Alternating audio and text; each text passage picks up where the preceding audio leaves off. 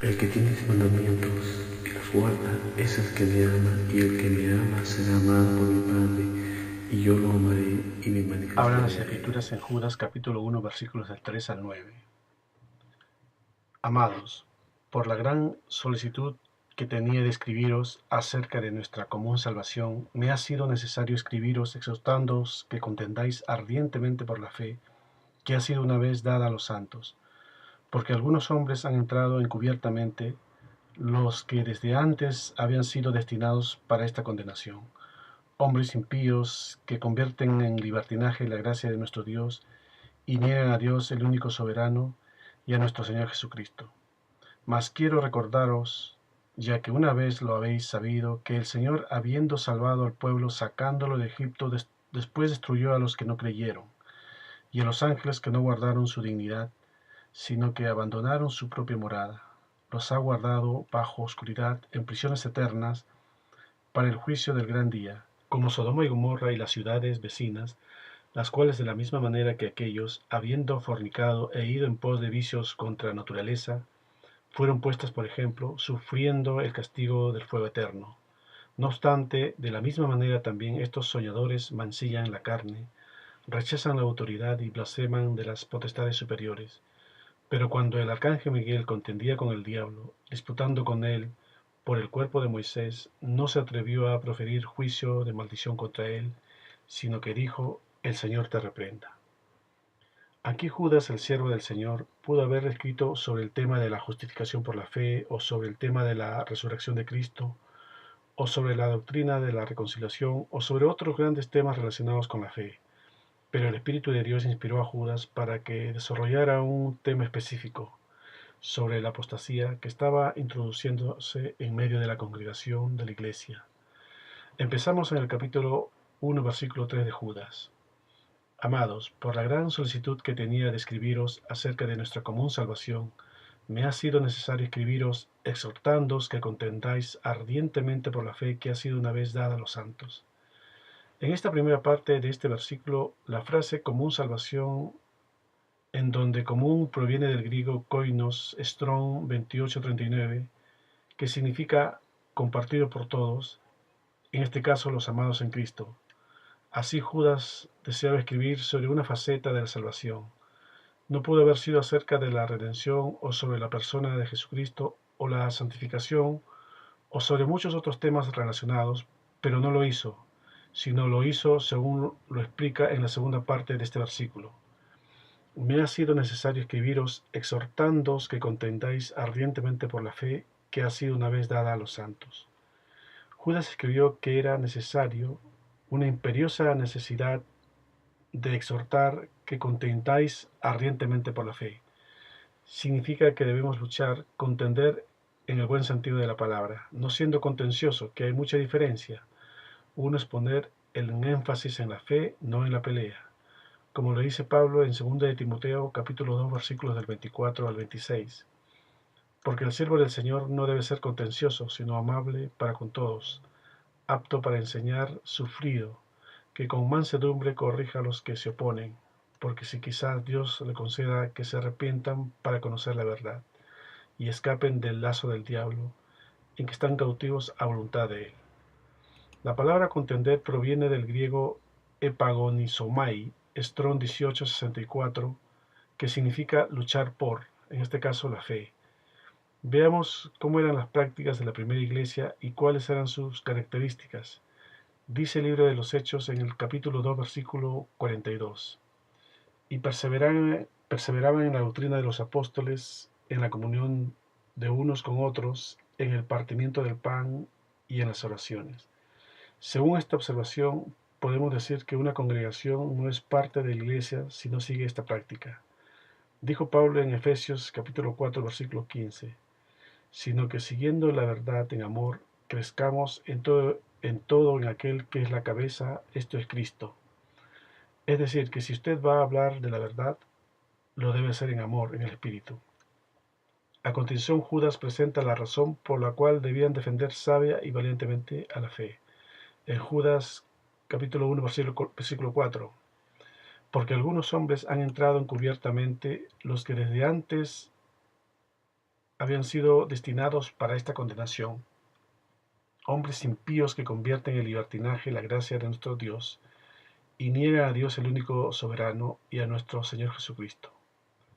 Judas sencillamente repitió la denuncia de una situación que se estaba observando con preocupación de que en la iglesia se habían introducido personas y se habían mezclado con los demás miembros sin que éstos advirtieran el inminente peligro. Estas personas deliberadamente manifestaban pensamientos y actitudes contrarias al espíritu que guiaba a estas iglesias del primer siglo. Judas destacó con claridad su hipocresía y falsedad al escribir: convierten en libertinaje la gracia de nuestro Dios y niegan a Dios como el único soberano y a nuestro Señor Jesucristo. Es decir, estos hombres habían distorsionado la verdad del Evangelio, pero además llegaron a negar la gracia de Dios y la deidad del Señor Jesucristo. Judas dice que estas personas habían entrado a la iglesia de forma encubierta, es decir, que se habían introducido entre la membresía al corazón de la iglesia sin hacerse notar. En el original sería el entrar por una puerta lateral.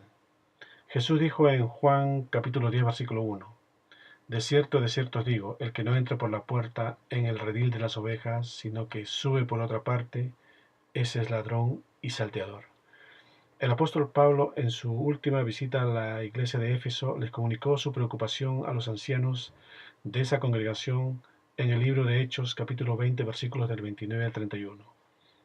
Porque yo sé que después de mi partida entrarán en medio de vosotros lobos rapaces que no perdonarán al rebaño, y de vosotros mismos se levantarán hombres que hablen cosas perversas para arrastrar tras sí a los discípulos. Por tanto, velad, acordándoos que por 3 años de noche y de día no he cesado de amonestar con lágrimas a cada uno. El versículo 4 de nuestro texto base está hablando de personas en que no ha habido un arrepentimiento genuino, para que el Señor pueda darles un corazón nuevo. Dice Ezequiel capítulo 11, versículos del 19 al 20. Y le daré un corazón nuevo y un espíritu nuevo pondré dentro de ellos, y quitaré el corazón de piedra de en medio de su carne, y les daré un corazón de carne, para que anden en mis ordenanzas y guarden mis decretos, y los cumplan, y me sean por pueblo, y yo sea a ellos por Dios. Pablo advirtió a los creyentes de Galicia sobre el peligro de transformar la gracia de Dios en esa especie de libertinaje que impulsa a las personas a hacer lo que les place. Dice Gálatas capítulo 5, versículos 13: os hablo así, hermanos, porque habéis sido llamados a ser libres, pero no os valgáis de esa libertad para dar rienda suelta a vuestras pasiones, más bien servíos unos a otros con amor. Ahora, Judas nos da 6 ejemplos de incredulidad del pasado. En primer lugar, el apóstol presenta a 3 grupos y después a 3 personas. Veamos el versículo 5 de este mensaje. Dice: mas quiero recordaros que una vez lo habéis sabido, que el Señor, habiendo salvado al pueblo, sacándolo de Egipto, después destruyó a los que no creyeron. Cuando el pueblo de Israel estaba en el desierto, fue destruido por su incredulidad, porque cuando Israel se encontraba en Cades Barnea, listos para entrar en la tierra prometida, se negaron. Los espías que habían sido enviados a explorar la tierra habían traído un informe que confirmaba que todo lo que Dios les había dicho sobre aquella tierra era cierto. Pero aún así, los espías, con la excepción de Josué y Caleb, no creyeron que Dios podría introducirles en la tierra, y entonces convencieron al pueblo para quedarse en el desierto. Dios les había dado una promesa que incluía 2 partes. Éxodo capítulo 3, versículo 8. Y he descendido para libraros de la mano de los egipcios y sacarlos de aquella tierra a una tierra buena y ancha, a tierra que fluye leche y miel. Las 2 partes consistían, primero, en sacarlos de Egipto y segundo, en introducirlos en buena tierra. Pero la incredulidad de aquel pueblo les impulsó a regresar al desierto, y Dios les dejó allí muchos años hasta que toda aquella generación adulta murió, con la excepción de aquellos 2 espías fieles antes mencionados. Los israelitas habían usado a sus hijos como una excusa para no tener que entrar en la tierra prometida. Así que Dios les dijo en Números capítulo 14, versículo 31: pero a vuestros niños, de los cuales dijisteis que se convertirían en botín de guerra, yo los introduciré y ellos conocerán la tierra que vosotros despreciasteis. Pero la generación anterior recibió el castigo de su rebeldía e incredulidad, reflejado también en las palabras de este mismo capítulo en Números capítulo 14 versículos 32 y 33. En cuanto a vosotros, vuestros cuerpos caerán en el desierto, vuestros hijos andarán pastoreando en el desierto 40 años y cargarán con vuestras rebeldías hasta que vuestros cuerpos sean consumidos en el desierto. Y así la nueva generación de israelitas cruzó el río Jordán y entró en la tierra prometida, tal como Dios lo había prometido. Este fue el primer ejemplo que nos presentó Judas. Después tenemos otro ejemplo en el versículo 6. Y a los ángeles que no guardaron su dignidad, sino que abandonaron su propia morada, los ha guardado bajo oscuridad en prisiones eternas para el juicio del gran día.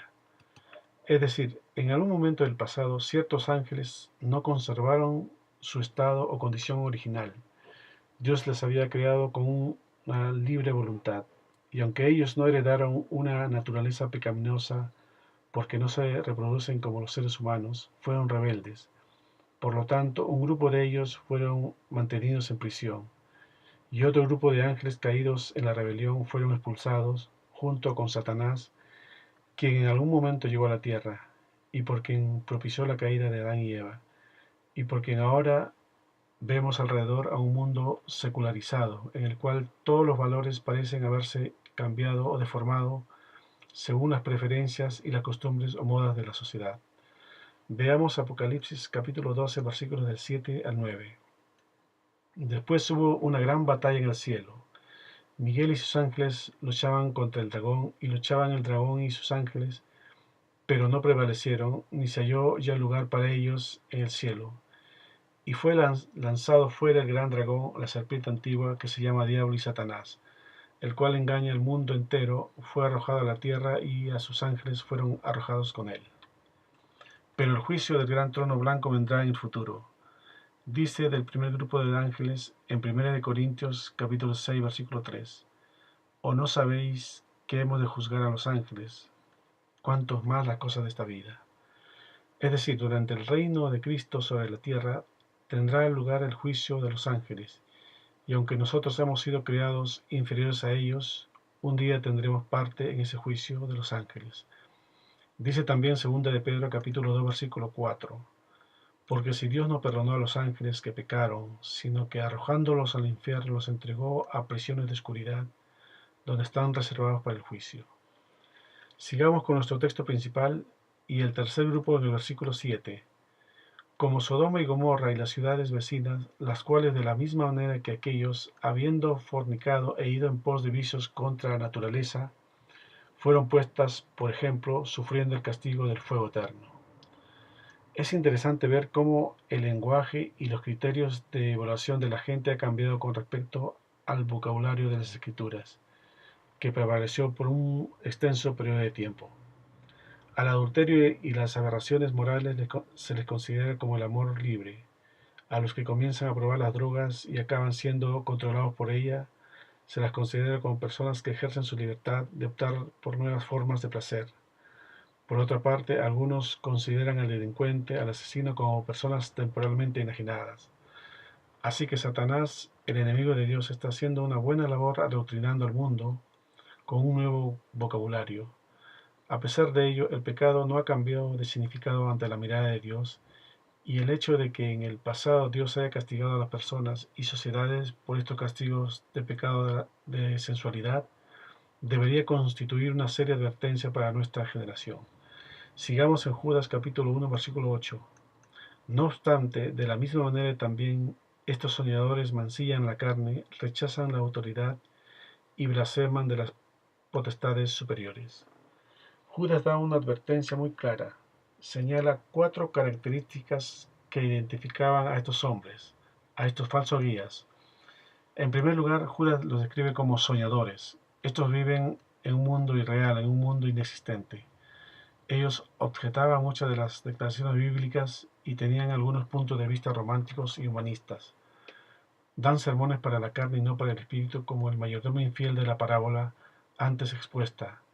en vez de preparar bien a la congregación para obtener un buen producto, hablando metafóricamente, disminuían de lo que debía de obtener de aquellos que administraban y rebajaban la cosecha, es decir, ni mucho aceite ni mucho trigo. Estos soñadores piensan más en cómo va a ser el viaje del arrebatamiento que en preparar a los viajeros para ello. Piensan más en tener cantidad en los templos que en tener calidad. Dice Jeremías capítulo 14, versículo 4. Me dijo entonces Jehová, falsamente profetizan los profetas en mi nombre. No los envié, ni les mandé, ni les hablé visión mentirosa, adivinación, vanidad y engaño de su corazón os profetizan. Dice la segunda característica, que mancillan la carne, es decir, que contaminan el cuerpo, envueltos en glotonerías, en pasiones, todo lo que es deleite de la carne. Y cuando se habla de pasiones es en todo sentido, como el fanatismo por el fútbol, por la música secular, por las reuniones vanas, vacías. Muestran su cuerpo o parte de ella sin pudor. Les encanta que los halaguen, ser visto y les encanta lisonjear, alabar de forma exagerada. Dice Jeremías capítulo 23, versículo 32. He aquí, dice Jehová, yo estoy contra los que profetizan sueños mentirosos y los cuentan, y hacen errar a mi pueblo con sus mentiras y con sus lisonjas. Y yo no los envié ni les mandé, y ningún provecho hicieron a este pueblo, dice Jehová. Sigamos con el versículo 8, dice la tercera característica, rechazan la autoridad. Estas son las personas reacias a cumplir la ley, no solo la terrenal, sino la espiritual, porque quieren actuar individualmente o en sociedad como a ellos les plazca. Dice Romanos capítulo 13, versículo 1. Sométase toda persona a las autoridades superiores, porque no hay autoridad sino de parte de Dios, y las que hay por Dios han sido establecidas. También Juan capítulo 5, versículo 19. Respondió entonces Jesús y les dijo, de cierto os digo, no puede el Hijo hacer nada por sí mismo, sino lo que ve hacer al Padre, porque todo lo que el Padre hace, también lo hace el Hijo igualmente. Y la cuarta característica incluida en este versículo 8 es que blasfeman de las potestades superiores. Muchos religiosos dicen a otros hijos del diablo, no cuidan su lengua. Dice la palabra en Job capítulo 27 versículo 4. Mis labios no hablarán iniquidad, ni mi lengua pronunciará engaño. Hay un pensamiento muy claro que dice, lo que se oye se olvida, lo que se ve se recuerda, lo que se hace se aprende. Y lo que uno aprende tiene la autoridad de decirlo. Dice Proverbios capítulo 2 versículos del 1 al 12. Hijo mío, si recibieres mis palabras y mis mandamientos guardares dentro de ti, haciendo estar atento tu oído a la sabiduría, si inclinares tu corazón a la prudencia, si clamares a la inteligencia y a la prudencia dieres tu voz, si como a la plata la buscares y la escudriñares como a tesoro, entonces entenderás el temor de Jehová y hallarás el conocimiento de Dios, porque Jehová da la sabiduría, y de su boca viene el conocimiento y la inteligencia. Él provee de sana sabiduría a los rectos, es escudo a los que caminan rectamente. Él es el que guarda la vereda del juicio y preserva el camino de sus santos. Entonces entenderás justicia, juicio y equidad, y todo buen camino. Cuando la sabiduría entrare en tu corazón y la ciencia fuere grata a tu alma, la discreción te guardará, te preservará la inteligencia para librarte del mal camino de los hombres que hablan perversidades. Ahora vayamos al versículo 9. Pero cuando el arcángel Miguel luchaba con el diablo, disputándole el cuerpo de Moisés, no se atrevió a proferir juicio de maldición contra él, sino que dijo, el Señor te reprenda. En este versículo Judas hace un contraste entre la blasfemia de los impíos que hay infiltrados en la iglesia y el comportamiento del arcángel Miguel en su lucha con el diablo. Ahora, de esta contienda por el cuerpo de Moisés no se tiene referencia de tal evento en ninguna otra parte de las Escrituras, pero luego de haber expuesto los versículos anteriores de nuestro texto base, podemos darnos cuenta del contexto donde está inserto este versículo y con la ayuda del Espíritu Santo poder entender el mismo. Primeramente vamos a ver el contexto de la muerte de Moisés. Dice Deuteronomio capítulo 34 versículo 1. Subió Moisés de los campos de Moab al monte Nebo, a la cumbre del Pisga, que está enfrente de Jericó, y le mostró Jehová toda la tierra de Galaad hasta Dan. Saltémonos al Deuteronomio capítulo 34, versículo 4. Y le dijo Jehová: esta es la tierra de que juré a Abraham, a Isaac y a Jacob, diciendo: a tu descendencia la daré, te he permitido verla con tus ojos, mas no pasarás allá. Y murió allí Moisés, siervo de Jehová, en la tierra de Moab, conforme al dicho de Jehová, y lo enterró en el valle en la tierra de Moab, enfrente de Bet-peor, y ninguno conoce el lugar de su sepultura hasta hoy. Es decir, no solo lo enterró personalmente, sino que mantuvo en secreto el lugar de su sepultura. Hay muchas opiniones y especulaciones en cuanto a la razón por la cual Dios hizo esto, pero en verdad no se nos explica nada.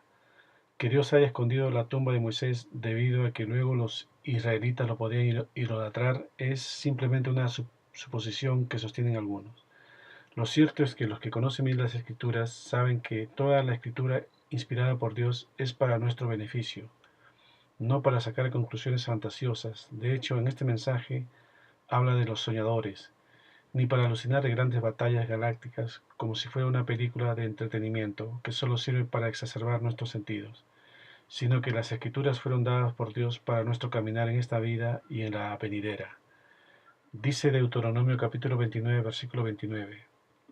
Las cosas secretas pertenecen a Jehová, nuestro Dios, mas las reveladas son para nosotros y para nuestros hijos para siempre, para que cumplamos todas las palabras de esta ley. Habíamos visto en el versículo 8, dice que estos soñadores mancillan la carne. En el Nuevo Testamento la palabra carne casi siempre se utiliza para referirse a la naturaleza pecaminosa del ser humano, o a los deseos malignos de nuestros cuerpos. Así, si nos conservamos en santidad y crecemos en Cristo, habremos crucificado la carne. Nuestro cuerpo estará en total sumisión por nuestro espíritu. Dice Gálatas capítulo 5, versículo 17. Porque el deseo de la carne es contra el espíritu y el del espíritu es contra la carne, y estos se oponen entre sí para que no hagáis lo que quisierais. También Romanos capítulo 6, versículos del 6 al 7. Sabiendo esto, que nuestro viejo hombre fue crucificado juntamente con él, para que el cuerpo del pecado sea destruido, a fin de que no sirvamos más al pecado, porque el que ha muerto ha sido justificado del pecado. Es decir, si andamos en el espíritu y dejamos el cuerpo muerto a las pasiones y deseos, el diablo provocará una feroz pelea disputando el cuerpo muerto a los delitos y pecados. Veamos Mateo capítulo 5 versículos del 10 al 12. Bienaventurados los que padecen persecución por causa de la justicia, porque de ellos es el reino de los cielos. Bienaventurados sois cuando por mi causa os vituperen y os persigan y digan toda clase de mal contra vosotros mintiendo. Gozaos y alegraos, porque vuestro galardón es grande en los cielos, porque así persiguieron a los profetas que fueron antes de vosotros. Veamos también Apocalipsis capítulo 12, versículo 17. Y entonces el dragón se llenó de ira contra la mujer, y se fue a hacer guerra contra el resto de la descendencia de ella, los que guardan los mandamientos de Dios y tienen el testimonio de Jesucristo. Debemos dejar morir al cuerpo a los delitos y pecados. Dice Mateo capítulo 12, versículos 29 al 32. Porque, ¿cómo puede alguno entrar en la casa del hombre fuerte y saquear sus bienes si primero no le ata? Y entonces podrá saquear su casa. El que no es conmigo contra mí es, y el que conmigo no recoge desparrama. Por tanto os digo, todo pecado y blasfemia será perdonado a los hombres, mas la blasfemia contra el Espíritu no le será perdonada. A cualquiera que dijere alguna palabra contra el Hijo del Hombre le será perdonado, pero el que hable contra el Espíritu Santo no le será perdonado ni en este siglo ni en el venidero. Aquí atar viene el griego deo, Strong 12:10, que puede estar literal o figurativamente, y significa atar, encadenar, prender, sujetar. Ahora, ¿cómo sujetamos al hombre fuerte? No dejándose llevar por ello, por nuestra carne y guardando su palabra. Solo a través del Espíritu Santo en Cristo Jesús podemos atarlo. Dice Juan capítulo 14 versículos 21 al 26.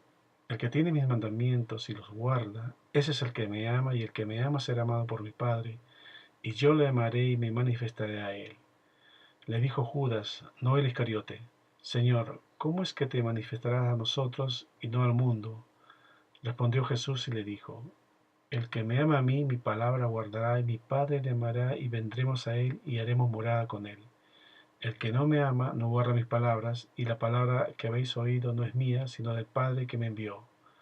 Os he dicho estas cosas estando con vosotros, mas el Consolador, el Espíritu Santo, a quien el Padre enviará en mi nombre, Él os enseñará todas las cosas y os recordará todo lo que yo os he dicho. Por lo mismo el diablo tuvo interés en robarse el cuerpo de Moisés, porque representa las Escrituras.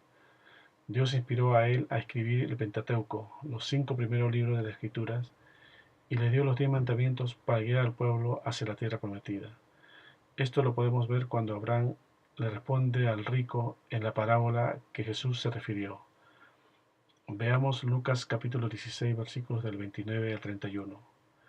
Y Abraham le dijo, a Moisés y a los profetas tienen, óiganlos. Él entonces dijo, no, padre Abraham, pero si alguno fuere a ellos de entre los muertos, se arrepentirán. Mas Abraham le dijo, si no oyen a Moisés y a los profetas, tampoco se persuadirán, aunque alguno se levante de los muertos. Así también Elías representa lo espiritual. Esto lo vemos en la transfiguración de nuestro Señor Jesucristo junto a Moisés y a Elías. Veamos Mateo capítulo 17 versículos del 2 al 3. Y se transfiguró delante de ellos, y resplandeció su rostro como el sol, y sus vestidos se hicieron blancos como la luz. Y aquí les aparecieron Moisés y Elías hablando con él.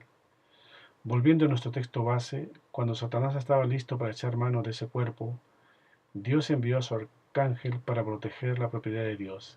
Y aquí la enseñanza muy importante del mensaje dice que el arcángel Miguel no se atrevió a proferir juicio de maldición contra él, sino que dijo, el Señor te reprenda. Él no se atrevió a lanzar palabras de maldición contra el enemigo. Miguel no excedió su nivel de autoridad, y aunque Satanás es la cabeza de un reino contrario al de Dios, Miguel no cayó en el error de maldecir al querubín rebelde. Él sabía que solo el Señor era digno y capaz de reprenderlo efectivamente. Al decir que el Señor te reprenda, derrotó al ladrón y mantuvo así su lugar de autoridad en las huestes celestiales. Dice 2 de Pedro capítulo 2 versículos de 10 al 12. Y mayormente aquellos que siguiendo la carne andan en concupiscencia e inmundicia y desprecian el señorío, atrevidos y contumaces, no temen decir mal de las potestades superiores, mientras que los ángeles, que son mayores en fuerza y en potencia, no pronuncian juicio de maldición contra ellas delante del Señor. Y vean lo que dice el versículo 12. Pero estos, hablando mal de cosas que no entienden, como animales irracionales nacidos para presa y destrucción, perecen en su propia perdición. Hoy en día, ¿cuántas veces oímos a muchos ministros de la palabra decir insulto, no solo contra el diablo y sus demonios, sino contra su prójimo? Recuerden que lo que sale de la boca es lo que hay ahí dentro. Lo enseñó Jesús en Mateo capítulo 10, versículos del 10 al 20. Y llamando así a la multitud les dijo, oíd y entended, no lo que entra en la boca contamina al hombre, mas lo que sale de la boca, esto contamina al hombre. Entonces, acercándose a sus discípulos, le dijeron, ¿sabes que los fariseos se ofendieron cuando oyeron esta palabra? Pero respondiendo él dijo, toda planta que no plantó mi Padre Celestial será desarraigada. Dejadlos, son ciegos guías de ciegos, y si el ciego guiare al ciego, ambos caerán en el hoyo. Respondiendo Pedro le dijo, explícanos esta parábola. Jesús les dijo, ¿también vosotros sois aún sin entendimiento? ¿No entendéis que todo lo que entra en la boca va al vientre y es echado en la letrina? Pero lo que sale de la boca del corazón sale, y esto contamina al hombre. Porque del corazón salen los malos pensamientos, los homicidios, los adulterios, las fornicaciones, los hurtos, los falsos testimonios, las blasfemias. Estas cosas son las que contaminan al hombre, pero el comer con las manos sin lavar no contamina al hombre. Ahora, si el corazón está limpio y con el poder del Espíritu, entonces tendremos el poder en los labios, no solo para beneficio de los demás, sino de uno mismo. El labio está en la cabeza con el mismo oído.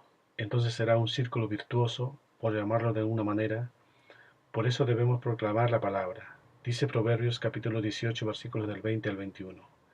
Del fruto de la boca del hombre se llenará su vientre, se saciará del producto de sus labios. La muerte y la vida están en el poder de la lengua, y el que la ama comerá de sus frutos. Amén.